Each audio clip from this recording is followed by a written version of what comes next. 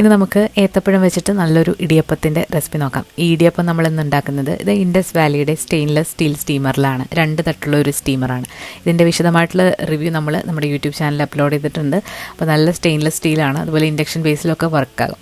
അപ്പോൾ ഈ സ്റ്റീമറിൽ വെച്ചിട്ടാണ് നമ്മൾ ഇന്ന് ഏത്തപ്പഴം പുഴുങ്ങിയെടുക്കുന്നത്. ഒരു വലിയൊരു ഏത്തപ്പഴം 3ആയിട്ട് കട്ട് ചെയ്തിട്ട് നമ്മൾ പുഴുങ്ങിയെടുത്തിട്ടുണ്ട്. ഒന്ന് തണുത്തതിന് ശേഷം മിക്സിയുടെ ജാറിലേക്ക് ഇട്ട് കൊടുക്കാം. അതിൻ്റെ അരി വേണമെന്നുണ്ടെങ്കിൽ നിങ്ങൾക്ക് മാറ്റിയെടുക്കാം.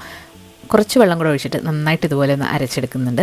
ഇനി നമ്മളൊരു പാത്രത്തിലേക്ക് 1.5 കപ്പ് അരിപ്പൊടി, അതായത് ഇടിയപ്പത്തിൻ്റെ പൊടിയാണ്, നൈസായിട്ടുള്ള പൊടി, ആവശ്യത്തിനുള്ള ഉപ്പും പിന്നെ നമ്മൾ അരച്ച് വെച്ചിരിക്കുന്ന പഴത്തിൻ്റെ കൂട്ടും കൂടെ ചേർത്തിട്ട് ആദ്യം കൈ വെച്ചിട്ട് നന്നായിട്ട് മിക്സ് ചെയ്യുക.